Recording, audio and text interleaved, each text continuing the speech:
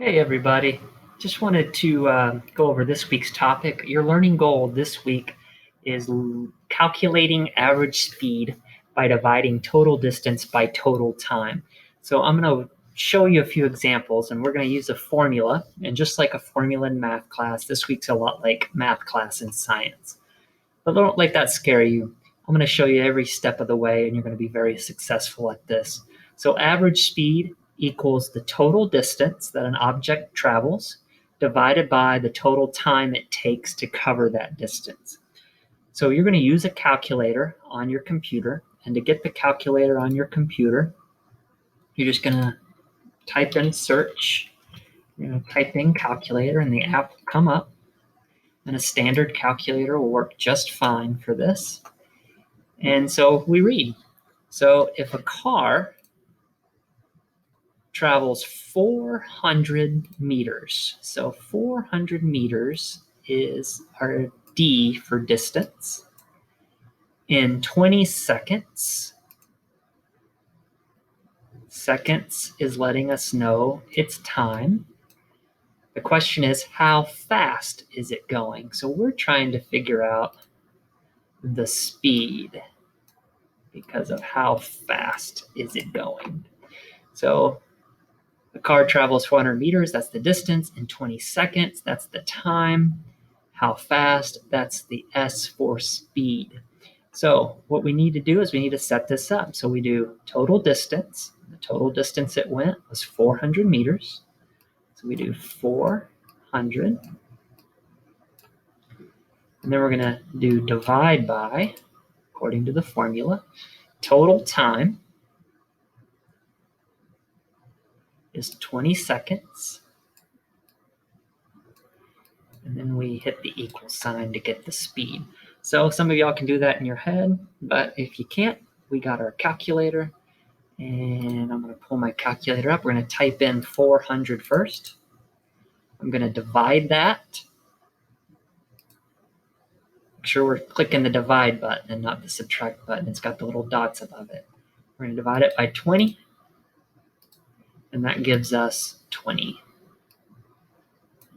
meters per second. And if you ever don't know what label to put for speed, it'll be in the problem. So it'll have your meters, you'll have your distance first. This actually means to divide. And then you'll have the seconds. And you can do sec, or you could write it as just an S, meters per S or meters per second. So that's how you are going to do these. So let's do another one. So number 2. If you move 50 meters in 10 seconds, what is your speed? So we're trying to find speed.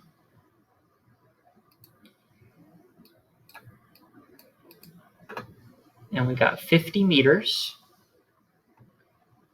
That's going to be our distance because we measure distance in meters. We got 10 seconds. That is our time.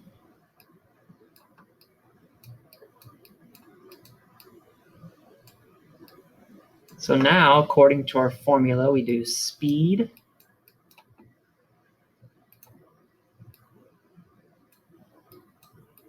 equals distance divided by time, T for time. So we have speed equals distance is 50 divided by our time is 10 seconds. And then we'll hit equals. And a lot of y'all can do that in your head, but I like to check with a calculator and like to be in the habit of doing a calculator. So I think I know what the answer is, but I'm going to check my mental math. So I'll do 50 divided by 10 for 10 equals 5. So the speed in this case is 5 meters per second.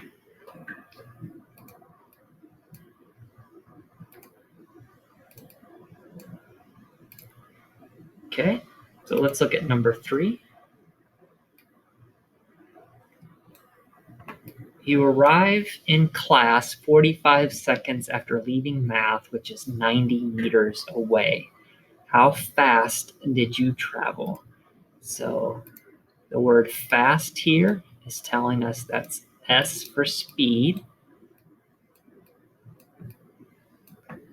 45 seconds is telling us that is time.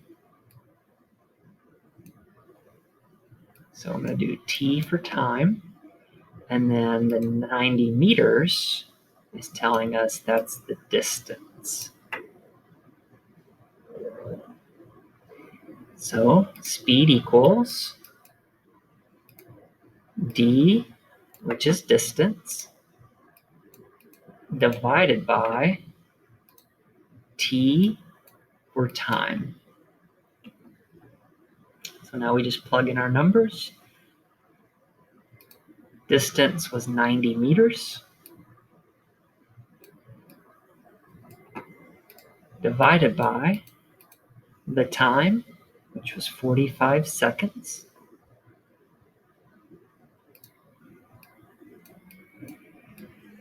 And that's how we will type it in our calculator. So I'll get the calculator. We do 90 divided by 45 equals 2. So my answer is 2 m for meters per, which means divide, s for seconds. So that is how you are going to work your problems. Make sure you're using a calculator on them. Everybody should be able to get a 100 just fine. And the last one I'm going to show you is dealing with a motion graph. So we're going to get more into detail with motion graphs next week. But on this particular motion graph, on any motion graph, you have the y-axis, which is this axis right here. So this is your distance. That's the y-axis. And then you have the x-axis, which is this one right here. So you got your y, which is that axis that's going up and down. And then you got your x-axis. On the x-axis, you always have time, because time is linear, meaning it'll go on for it, keep on going. Your distance or your position is up here, and it's showing where the position, in this case, where the position of the car is at that particular point in time. So if you started a timer and you started a toy car at a start line, that would be 0. And you start your timer and you let the little wind-up toy car go. And so the toy car is going, going, going. And the toy car, after 1 second on your stopwatch, means it would get to the 1 meter mark. At 2 seconds, it would be at the 2 meter mark. And then at 3 seconds, it would start leveling off. So it's telling me that it's actually getting slower here. But we'll get more into what that means next week. What we need is our distance measurement, and we need a time measurement. So if you wanted to find the average speed of this entire line through 6 seconds, all you care about is this last point right here, because that's going to be the total distance, which is 3. And we know that we need to do distance divided by time, and that's going to give us the speed, S for speed. So our total distance in this case is 3, and we're going to divide by the time. And in this case, the time on this last point for this entire motion of this car is 6. So That's what we'll put in the calculator, 3 divided by 6, which most of y'all can do that, 1/2 0.5, but I like to check my work. So I'll do 3 divided by 6, and that's giving me 0.5. I was right, yay. So 0.5 meters is the distance per s for seconds. So that is the average speed of the car over the whole 6 seconds. Sometimes, though, you might be asked, I'm going to erase some of my work here. You might be asked for a certain point. So, for example, you might be asked, what is the speed of the car between 0 and 2 seconds? So in that situation, if you're just wanting to find the average speed of the car from 0 to 2 seconds, you're only concerned with that portion of the graph right there. So you just want that portion. So what we do is we look at the very last point of that portion, and we look at the distance. So we're looking at that point. The distance is 2. So we would do 2. Distance always goes first when you're typing it in the calculator. 2 divided by the time. And in this case, it's a 2. And so the average speed here would be 1. And if you need to check your work using the calculator, you just do 2 divided by 2 equals 1. 1 meter per second. And that is how you calculate average speed using a distance time line graph. So these are all the different ways you can calculate average speed. The main thing to remember about average speed is how to divide it. You always put distance in first. And let's review the learning goal. Learning goal is to calculate average speed by dividing total distance by total time. And these show you the examples of how to do that. Have a good rest of your day.